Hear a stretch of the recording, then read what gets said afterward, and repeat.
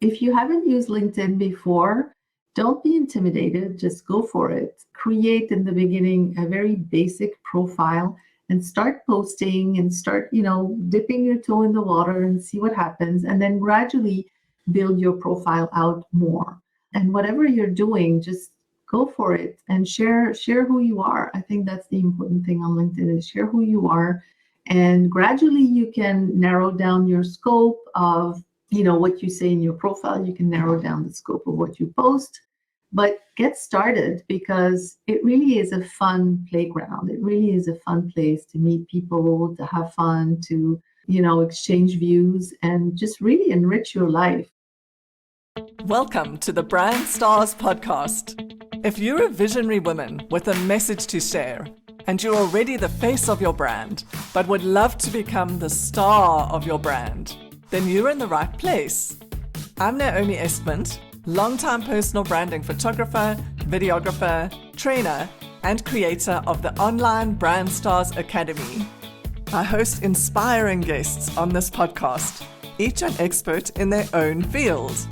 And we all share a passion for helping our fellow women to shine our light and share our brilliance in the world even more brightly. So that's the golden thread goal of each episode. Let's dive in. Enjoy. Very special welcome to my amazing guest, Sophie Lechner. Welcome, Sophie. Thank you. It's really exciting to have Sophie with us. She's going to tell us all about leveraging LinkedIn. And what I'm going to do is kick off with a brief intro about this lovely lady, Sophie, and then I'm going to hand over to her for the juicy content.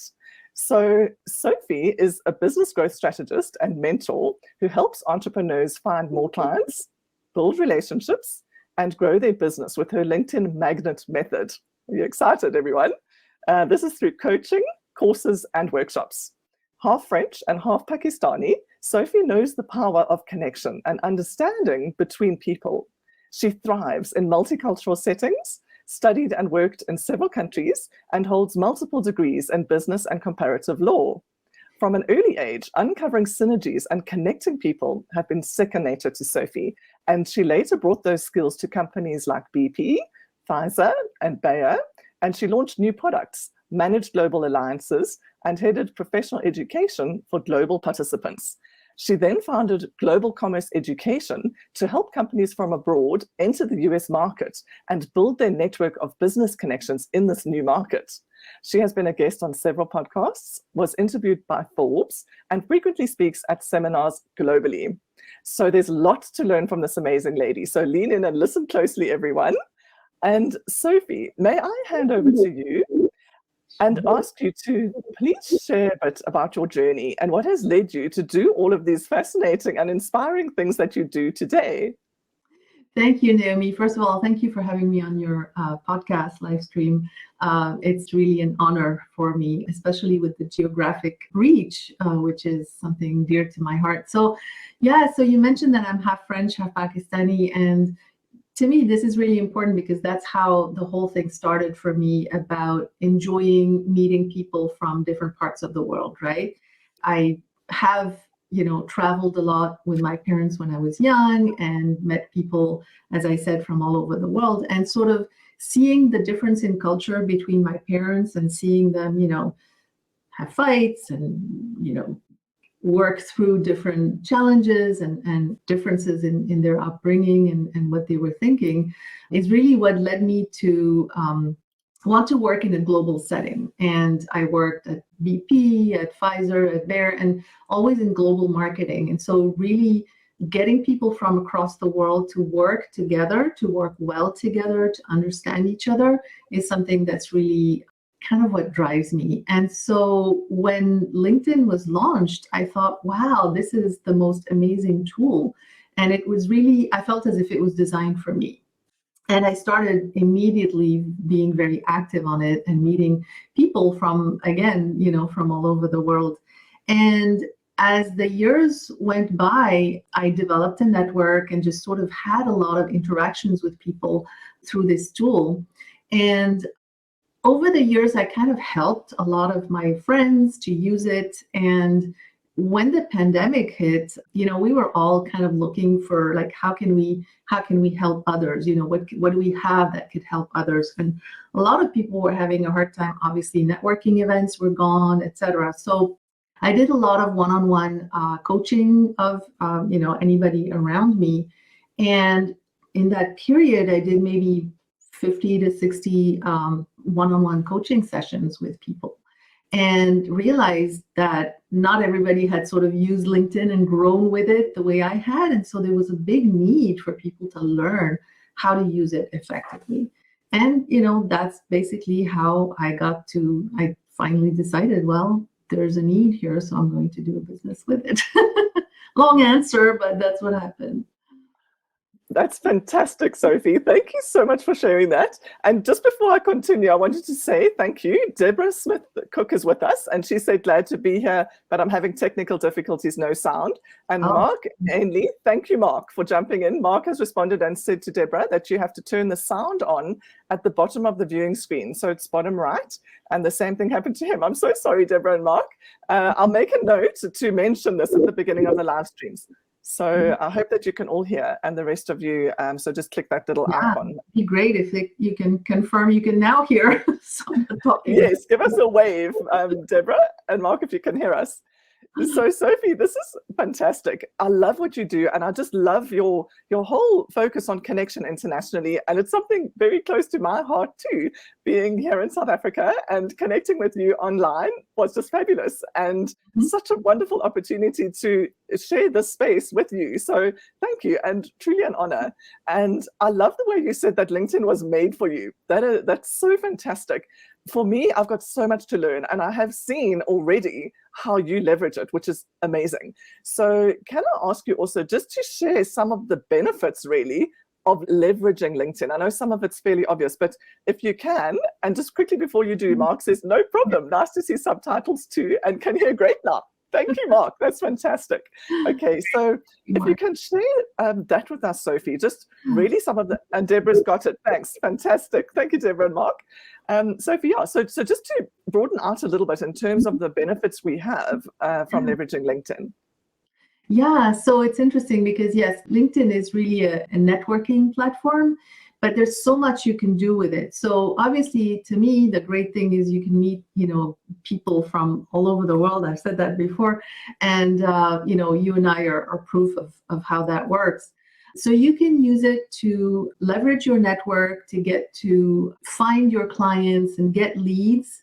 But really, it's a tool that you can use in so many different ways. So for example, if you're starting as an entrepreneur and you want to really get a close read on your avatar, that's really important, right? So you can do a lot of research on LinkedIn to narrow down your avatar. You can look at your sort of broad strokes ideal client description, and from there sort of find people that fit that, look at their content, and really get to become much more familiar with them. So research that way is really useful. You can do research on trends in the industry. You can do research on your competitors, things like that. And then content, having a content strategy is really something that can help you a lot to spread your message and have people become aware of either issues in the world or their own issues, helping them understand. So education, networking, those are all the things that you can do on LinkedIn. And of course, there's the search feature, so you can find particular clients that you can then engage. Sophie, this is fantastic. I've already picked up tips from you just in that last little clip. So Lynn Hart gives a thumbs up. Thank you, Lynn. She's joined us from Mauritius. So we're all over the world, everybody. Thank you, Lynn. And I know it's quite late there for you. And Corey says, love this, Sophie. Thank you, Corey, for joining us. So Sophie, I must be honest, I've never thought of utilizing LinkedIn to get a closer read, as you say, on my avatar. So it's such a great idea in terms of, yes, identifying how people speak about themselves, I guess, and using their language. Yes, their language and sort of seeing what they post about, seeing what they react to. So you start to be able to make connections between the main topic that you can help them with, but also sort of what else they are concerned about. So you can make parallels. You can see what they read, what they engage with, and if you start seeing patterns, then that's really helpful. I love this. I'm actually feeling like there's so much that I haven't done yet. The other thing that you mentioned, Sophie, was trends in the industry. So to do that, do you follow different groups? Is that how you do it, or what sort of strategies do you have there?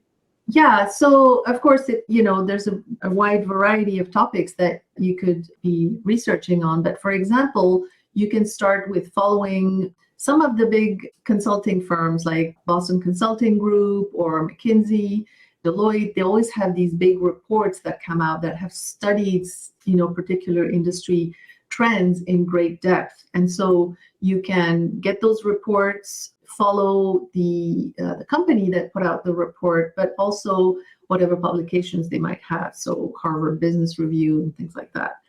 You can also, when you find a particular research report that's really relevant to you, you can find in the back, all the authors of it, and you can follow them. And those are some ways that you can really stay on top of the topic. And then, of course, you can spin that into a million topics, for posts and commentary and asking people questions about it, etc. So those are some things that I do that really help. Brilliant. I love that too. I'm also feeling a little anxious about how much time it can take. Can you give us a few tips in terms of streamlining, like sort of key things that are maybe more important if we don't have a lot of time for research? Mm-hmm. Yeah, so I think research is, it's at a particular time in your business where you need to do a lot of research. So it's research you have to do anyway for your business, right? So the fact you can do it on LinkedIn, it gives you that extra functionality of that tool to do it in an effective way. So I would say for research, yes, you're going to need to take some time. In order to streamline, let's say, your content creation, it's super important to have a plan, to dedicate some time where you're going to, create your plan, let's say for a month or a couple of months, and prepare your posts in advance if you can. And then, dedicated time, maybe it's an hour a day, maybe it's a half hour where you post and then you comment on other people's posts that are relevant to you. And, it's a matter of discipline. I mean, I spend a lot of time on LinkedIn, but I have an excuse. So Yes, absolutely. And Deborah also says, great idea to get industry knowledge through LinkedIn and then connecting with the authors. Thanks. Thanks, Deborah. Yes, I totally agree. And so with regard to the content strategy, well, first of all, before we get there, Sophie, do you have any tips, or are there ways to find out, for all of us being in different parts of the world, what are like prime times to engage on LinkedIn? Do you have any ideas about that? Yeah, so I would say if your audience is mostly a business audience, then you want to stay within the weekday, mid-morning, mid-afternoon. But really, I think what's important is once you've narrowed down your audience, you have a clear picture of who they are, and you're posting about that topic specifically, you have to just try, because your audience may be different than someone else's audience. So there are some very broad strokes times of the day and the week, but it's really important for you to see what works for you. And so test it, and don't just test it with one or two posts, just post consistently for a couple of weeks at a certain time of day, roughly. It doesn't need to be very specific, but, let's say in the mornings on weekdays, and then see, switch to the afternoon and see if that has an effect. I think if you have a lot of content and a lot of viewers, it's worthwhile doing this. But for the most part, I wouldn't spend too much time on it. I really don't think it's worth, really fine-tuning those things too closely. It's best to just focus on the content and the relationship and the follow-up with people. Wonderful. Thank you, Sophie. And then again, so how many times per day, per week, per month would you recommend, and sort of types of content? Yeah, so I think it's, I see some people who are posting many times a day. And honestly, I find that, first of all, as a reader, I find that a little bit excessive. But I think even LinkedIn doesn't encourage that. So I would say a good, solid, sort of sustainable rhythm is to post maybe 2 to 3 times a week. I think that's decent. I'd rather you have, 2, 3 times you're posting and then other times of the week you're engaging. I think people forget to engage sufficiently. So posting is great, but engaging with your readers and engaging with other people and commenting on their posts where it's relevant to you really is how you're going to start bringing people into your posts and reading your content. So it's better to be engaging more and posting a little bit less sometimes. Thank you, Sophie. That actually, it's nice to hear that it doesn't need to be every day. And I love seeing how you engage. And I've really seen how very effectively you've done this, particularly with some of the content that's featured on your profile, which is fantastic. And just in terms of posting versus articles versus featured posts, can you give us a few tips around that? Yeah. So articles don't get a lot of visibility. So it's important to use them strategically to sort of as an addition to your profile. So, you say certain things in your profile about yourself and where you come from, why you're doing what you're doing. And you can create a couple of articles that really dig deep into that. So why do you do what you do? Specifically, your clients, what their pain points are, case studies and things like that. And those types of articles, they will always stay with your profile so you can feature them. And it's a way for somebody who comes to your profile to look at your profile and say, okay, I want to learn more about this person. And then they can go here and really have a more in-depth understanding of who you are. And that's how you can build that know, like, and trust factor so that when people get on a call with you, it's like they know you already, right? They already want to work with you. That streamlines your entire conversion process. So that's how I would recommend using the featured section in the articles. That's fantastic. Thank you, Sophie. This is really helpful. And Mark says, I really appreciate knowing what works well and what doesn't. Yes, me too. Thank you, Mark. And that actually leads directly into my next question, which is, what do you see as typical mistakes that people make on LinkedIn? And, the typical challenges that we sort of face, and how can we overcome those? Yeah. So one of the, I don't know if I call it a mistake, but it has to do with the mindset of LinkedIn. So a lot of people see LinkedIn as a tool, a way to get clients, a way to get your message out. And it is all those things.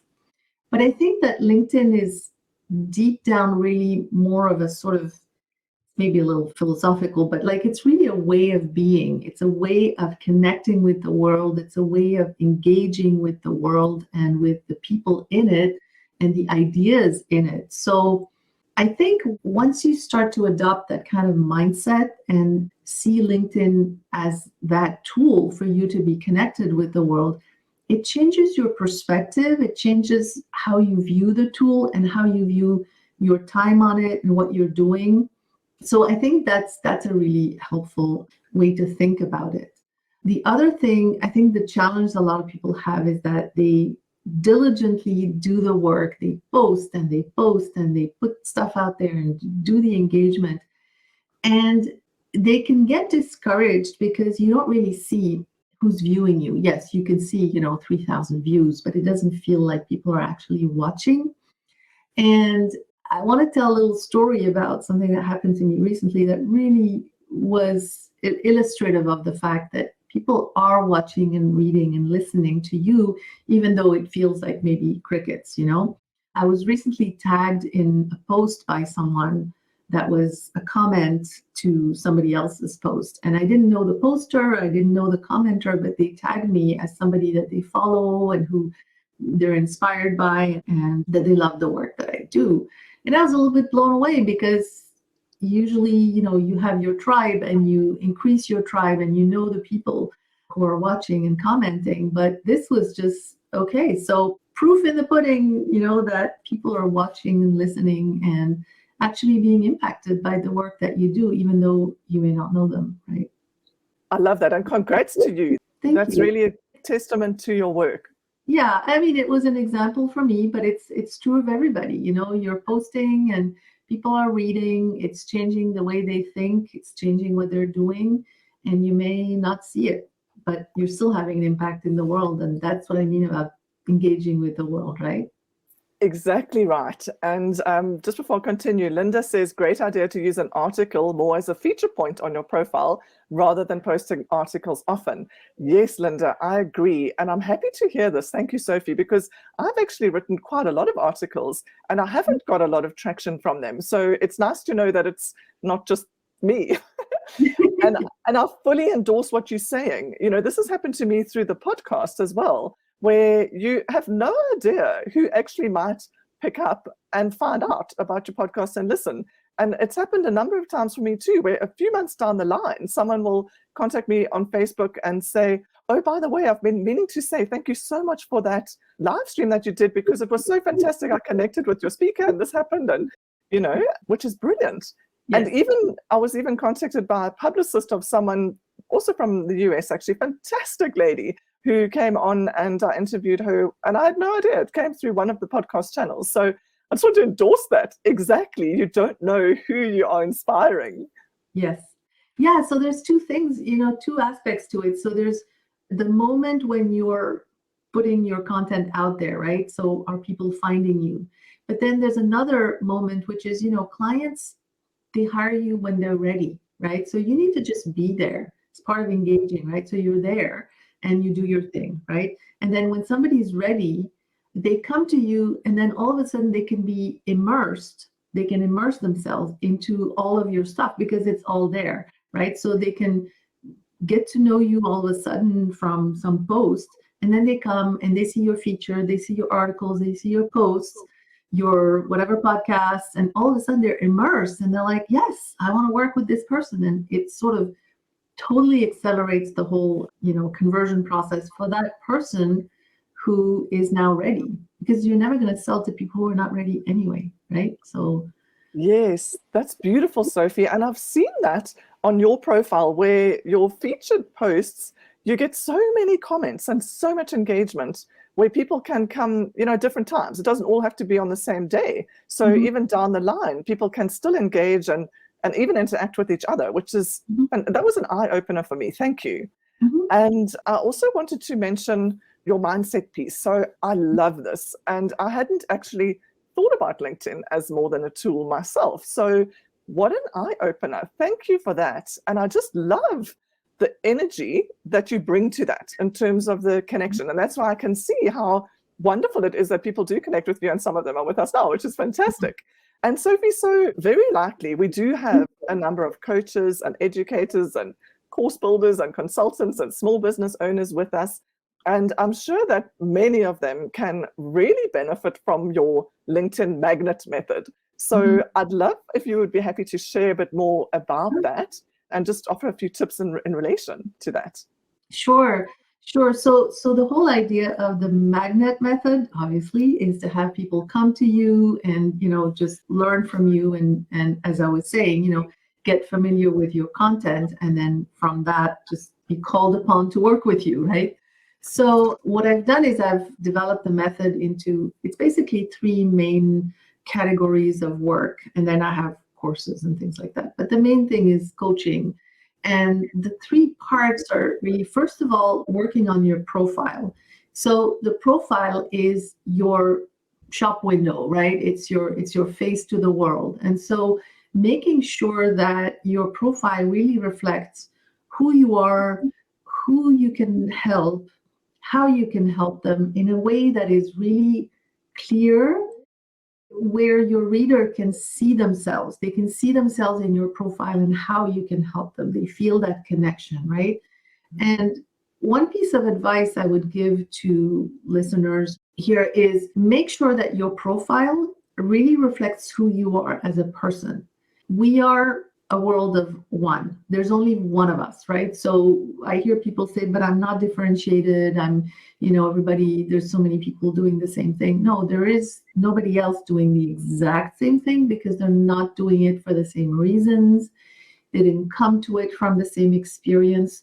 So your profile is really your avenue to share that, to share you, the whole of you. And that's one of the big things that I find people don't do enough of, is share their entirety, their entire self. So the profile is the first thing that we work on.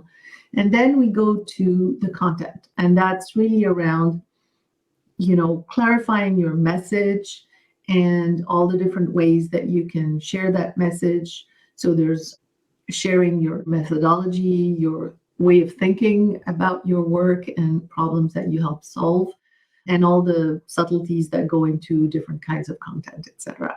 And then the third piece that we address is prospecting. And I have to use that word prospecting because that's the word that people understand, but I hate it because it gives you this idea of, selling and finding targets to throw darts at.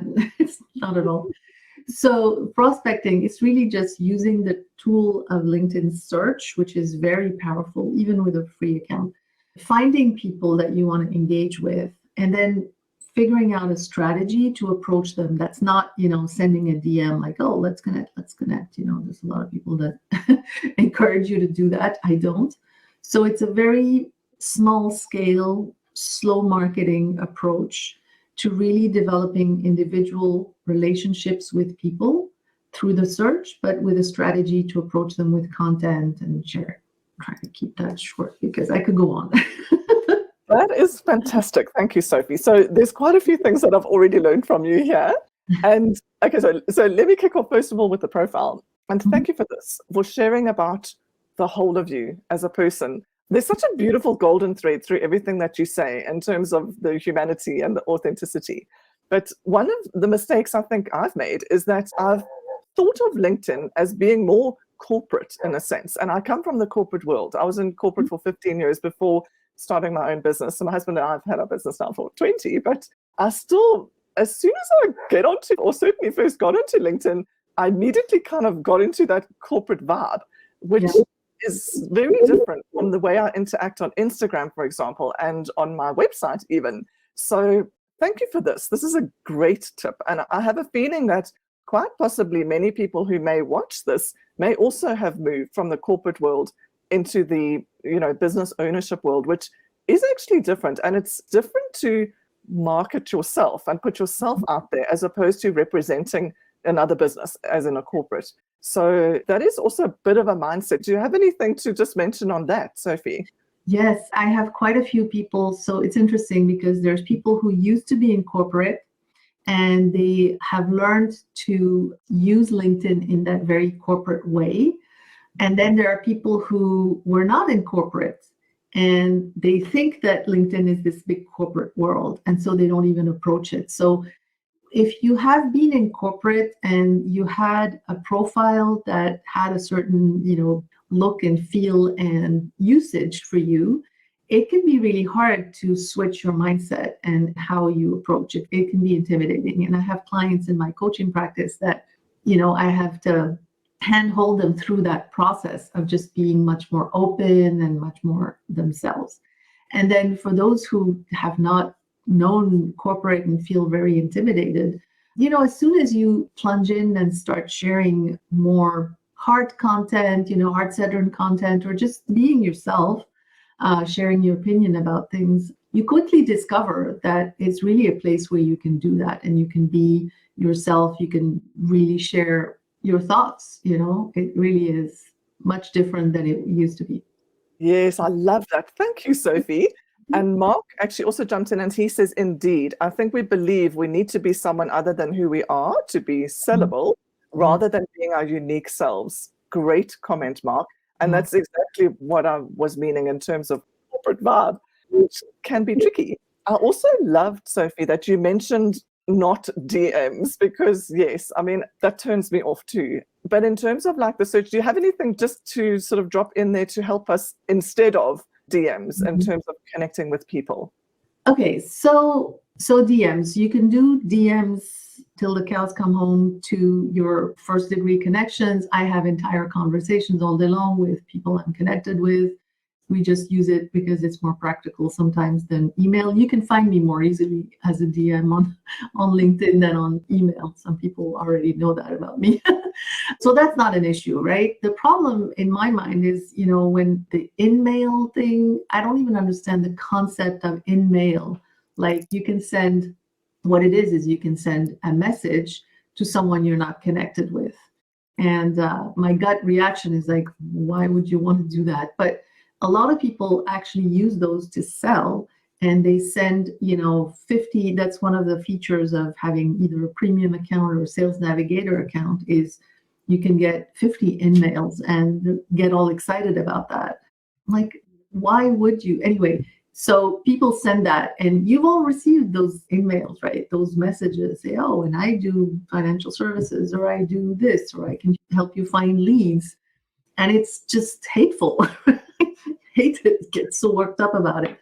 So, my approach as opposed to that is, as I was saying before, it's slow. You're not going to do 50 of these a day, but pick a few people who you think are really in your golden, target of people you can help, and then develop a relationship with them. And the way you do that is you go on their profile. So you have to adjust your settings so people see when you look at them. That's a whole other topic. So you go to their profile, you go to their content, if they're posting, and learn about it and engage with them in a way that you would with another human being, right? Ask them, questions, or just comment on their content. Just remember that it's another human being, and how would you talk to them? And I think we get, worked up in our mind about all kinds of marketing terms, and just remember it's another person there, and just talk to them normally. Wonderful. Thank you, Sophie. Yes, yes, and yes. And Corey says also, great point, Mark, going back to the point of believing we need to be someone other than who we are to be sellable. This is all on the same topic. I love this, Sophie. Yeah, who we are is the best selling point we have, and we forget that. Like I said, we're different from everyone else, and we need to lean into that and dig deep into who we are so that we can bring that differentiation out there. Yes, fantastic. Can I, just before I want to dive into that a little more, but just before I do, can I just ask you, so what you said earlier, do I understand correctly that it's a good thing to have our settings so that people can see when we look at their profile? Is that a good thing? Yes, you picked up on that. There are lots of settings on LinkedIn. I mean, you can spend 2 to 3 hours to really get it all right. And there's a lot of discussion, a lot of schools of thought and all of that. But one of the settings is whether somebody can see when you have checked out their profile. And that to me is a very important tool. I have that on because I actually go and visit people's profile because I want to learn about them. But also as a kind of a knock on their doors, like, hey, hi, I'm here. Do you want to learn more about me? So I go on their profile, they see that I've been on their profile, and they can just ignore the fact, or maybe they don't even know where to look to find that. But they can then contact me or take a look at my profile and see what attracted me to their profile, right? So it's kind of like walking around a networking room and you see people, you just check them out. Yeah, this is brilliant. I love it. Thank you, Sophie. That's a great tip. And Mark says, I love this comment. He says, imagine remembering that they are human beings. So simply and beautifully put. Yes, I totally agree. And Kathleen says, I agree, Mark. And Mark says, I also love that what you share lands differently because you're sharing from yourself as yourself, that human element. Thanks for all this, Sophie. I'm loving this. And so, Sophie, this whole focus on human relationships and authenticity. Do you have any stories to share about, successes or breakthroughs that your clients have had in terms of stepping into this and being themselves? Yeah. So, I had a client last year who was just feeling very, very, shy about the fact that it's all this corporate. And, I have also clients who find it really hard to start talking on LinkedIn, like writing and sharing, who say, oh, I don't have anything to share, I don't have anything to say. And it's like so not true. So I have to walk them through that process to really start expressing themselves.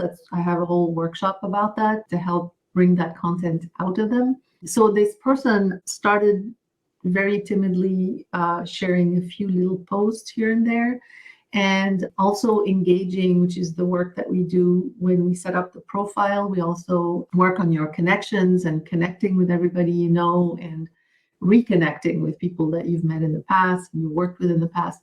And through really this work on connections and reigniting that network, in a couple of weeks, he started getting people, booking calls, and he signed up a couple of clients in those first few weeks. So, I always say there is opportunity for short-term benefits. They absolutely can happen.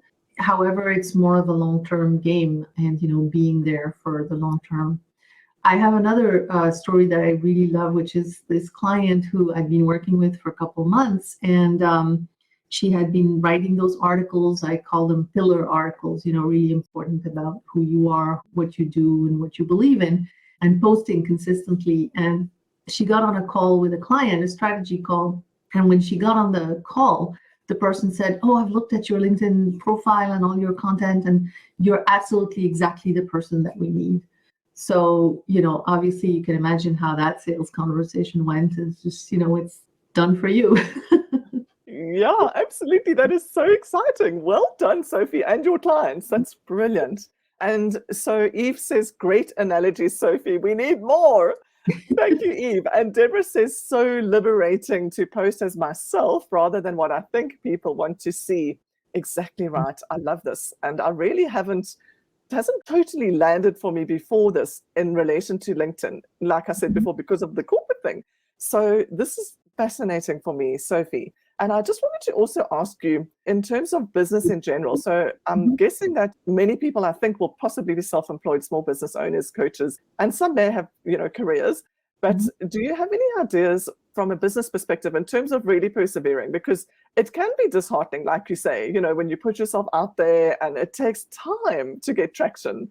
And that's sometimes quite difficult. Do you have any sort of broader strokes, tips, and encouragement for people who are on that business journey?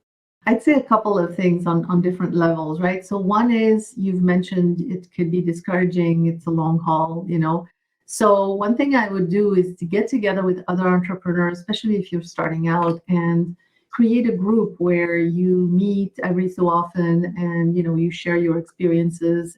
So this is, outside of any LinkedIn strategy, just have people that are walking that same path with you. But you can also bring that into LinkedIn and, share on LinkedIn, connect together and share your posts and support each other that way. I do that a lot with my clients. They do it with each other. So we really like to support each other. In terms of also getting other types of people to see your content, now this is more inside of LinkedIn, I would say, remember the hashtags. So the hashtags are, those little hashtags. I think everybody knows what a hashtag is by now, right? But you should use 3 to 5 hashtags for each post. And you want to vary your hashtags. So hashtags are basically, look at them as sort of keywords, right? So maybe set aside an hour or two one day and do some hashtag research. So search for and look only at what comes down in the drop-down menu when you start typing in search hashtag something. See what comes down. Search all of your keywords one by one with all the combinations of those words, the suggestions that come up, and look at how many people are following those hashtags. And out of that, you will select a few that you can use. And then when you're posting in the future, then use those hashtags. But remember to use a lot of variety. So if you're one day posting about, I don't know, I have a client who's a designer and she posts about all kinds of things. And so sometimes you'll be posting about color. I think you'll recognize yourself here. You can posting about color and you can use a hashtag with that color. Who knows what's going to be there, right? So just use different kinds of hashtags to kind of bring in people from other worlds. Maybe you're talking about a dish. Now, I'm not saying post about your dinner. We're not on Facebook, but once in a while you can, if you're passionate about cooking, we'll do a post about cooking, right? And then you can use different hashtags, and all of a sudden somebody from a completely different world will see you and they may be interested. So those are ways to bring some variety in your viewership. This is brilliant, Sophie. There's a couple of things that have really tweaked for me here. And Kathleen says, I so appreciate our posting pod. Yes, this is one of the things. I learned so much, and it's great to be part of a caring, supportive community. I love this. Thank you for that comment, Kathleen, and Sophie for this advice. So interestingly, again, this is something I did on Instagram. I was invited about 2 years ago into exactly a posting pod with some wonderful coaches, also mainly in the US. who had great followings, and we all just agreed to comment. I think there were 5 or 6 of us all together, and we just agreed to comment like on one post a day with each other, and it made a massive difference to my reach and the algorithm in terms of people seeing my stuff. But I've never thought of doing it on LinkedIn. So this is amazing. It's just, so there's that social aspect. I just need to say one thing, because LinkedIn is highly against pods, because there have been some people who organized pods where people would just put throwaway comments and do it at a huge scale. I feel for us, what we call a pod is very different. As Kathleen says, it's a very supportive community. We read the posts, we actually put thoughtful comments, have conversations. And we actually use it as a group, to support each other. So it's different, but I want to just make that point that, it is discouraged by LinkedIn officially because of different practices that really weren't about sharing and actually conversing about the content of the post. Okay, thank you for sharing that as well, Sophie. Yes, and I think the golden thread, what you've been saying throughout, is exactly what we were doing with our Instagram group. We were really becoming good friends and very engaged because there was a strong alignment with what we were doing. So, and we also had quite a strong alignment in our market for all of us.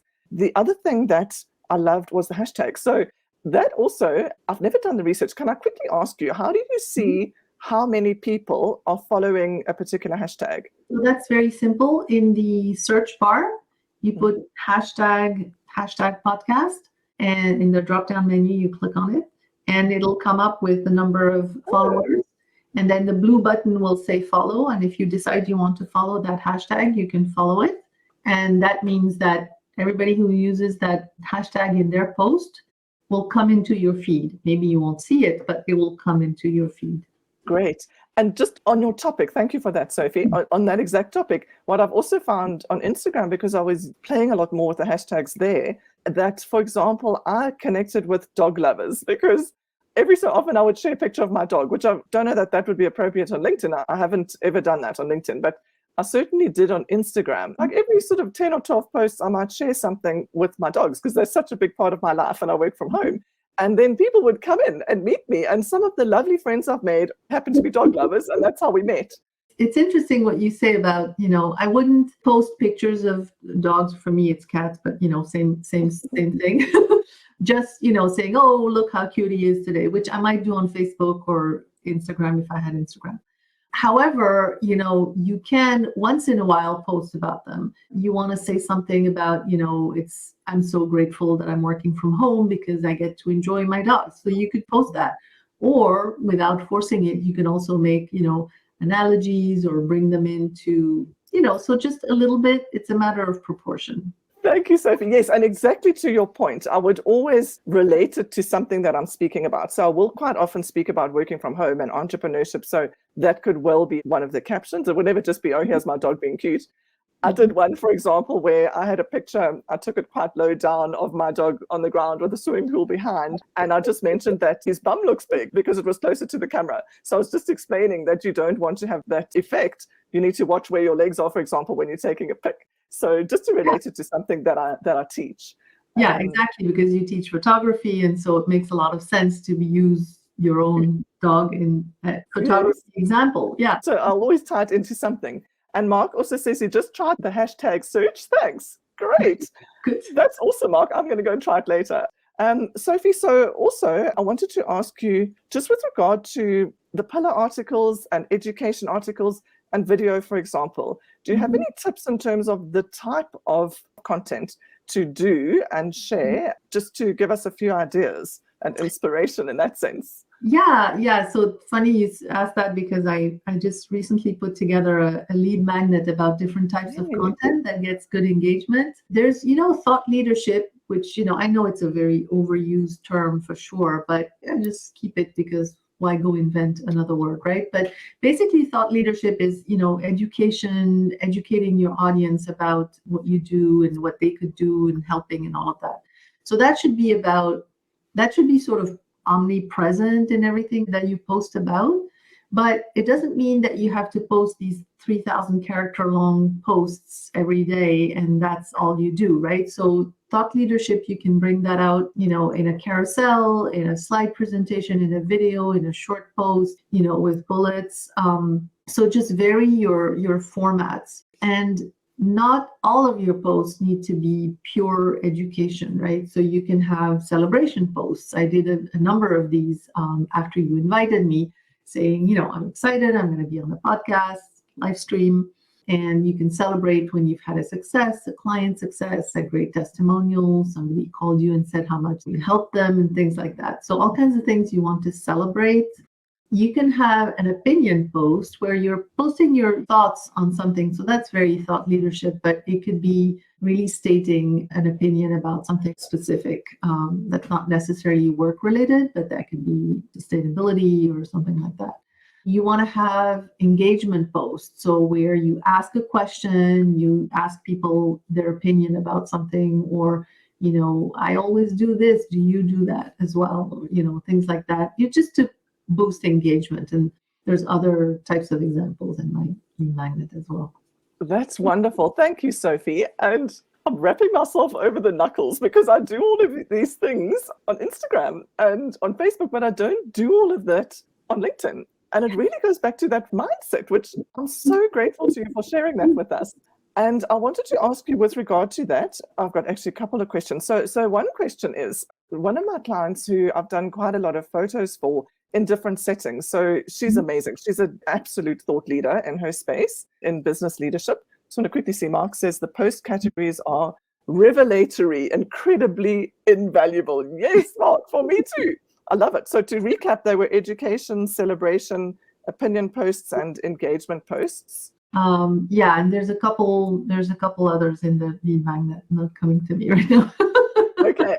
I'd love for you to share your lead magnet. What we can do is we can drop the details with a link to your lead magnet underneath the video once we finish in the chat. Let's do that, because I think that will be very valuable. Yeah. What I also wanted to ask you about, okay, so my client who I've done quite a few photos for, so she's a thought leader in the business leadership space, very established business, and she shares quite a lot of photographs of herself, beautiful photos in different settings, some studio, some lifestyle, and often using like really wise quotes, and she gets tons of engagement, really a lot. I mean, she's also very well known in her space, and she also shares like a podcast, actually video based as well.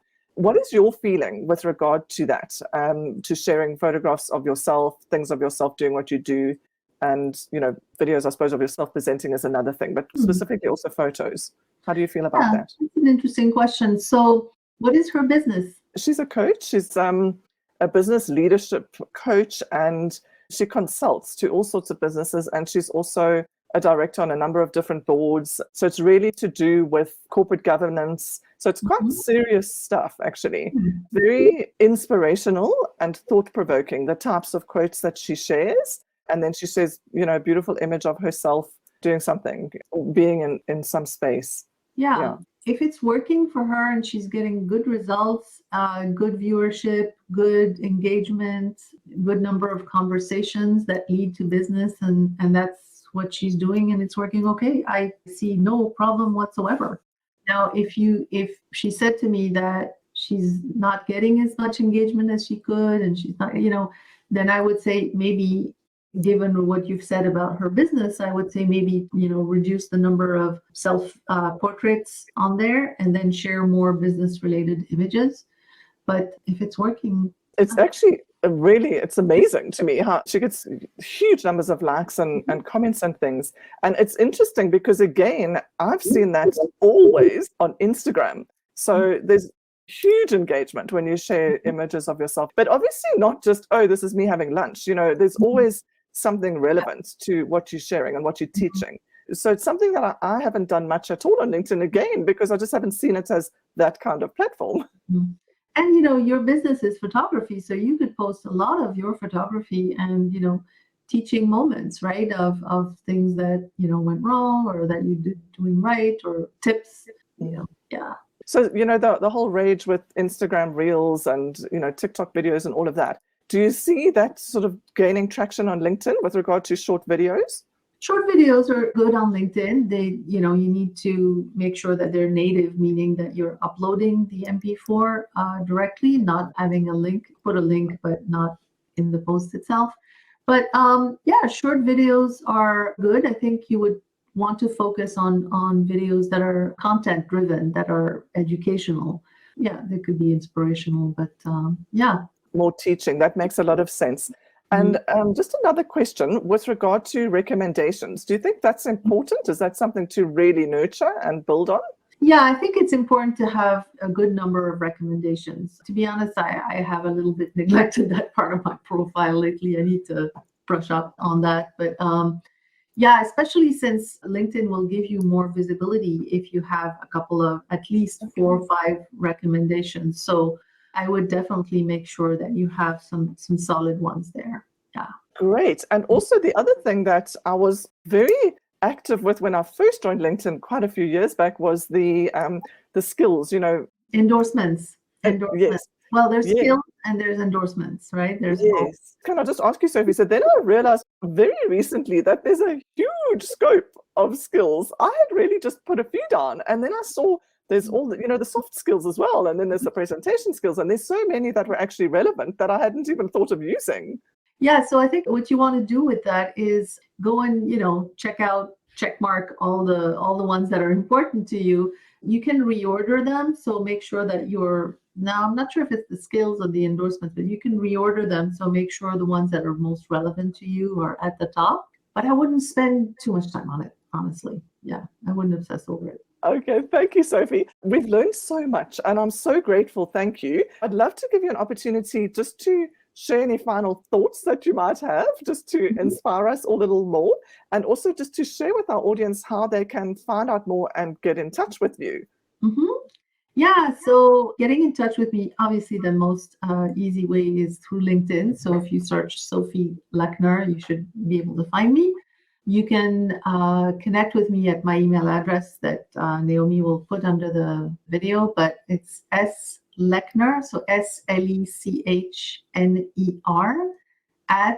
@GCEEmail.com. So that's how to reach me.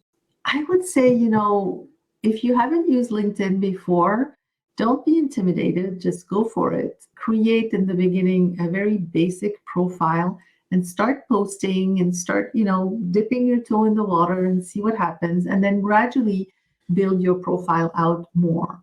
And whatever you're doing, just go for it and share who you are. I think that's the important thing on LinkedIn, is share who you are. And gradually you can narrow down your scope of, what you say in your profile. You can narrow down the scope of what you post. But get started, because it really is a fun playground. It really is a fun place to meet people, to have fun, to, exchange views and just really enrich your life. So it's good for business, but it's also good for your life, your soul. Yes, that's probably the strongest takeaway for me from this, Sophie, is really the way that you think of it in such a beautiful, holistic, open and authentic way. I just love it. Thank you so much. Thank you so much for having me, Naomi. It's been a pleasure. It's been amazing. Thank you, Sophie. I so appreciate it. And thank you to all of you who've been with us. Yeah. I really appreciate that also. And yes, we'll keep in touch. Sophie, thanks again, sincerely. Thanks, everybody, for joining in. And thanks, Naomi. Thank you. We hope you enjoyed this episode as much as we enjoyed recording it for you. If you did, please share this podcast with your women friends, leave us a review, and subscribe. We'll be most grateful to get the message out to more visionary women who want to become the star of their brand. And here's to you becoming the star of your brand. To help you with that, hop over to brandstarscourse.com and grab your free online course to get started. Then join us for the next podcast episode. Thank you for being part of our Brand Stars community, and have a radiant rest of your day.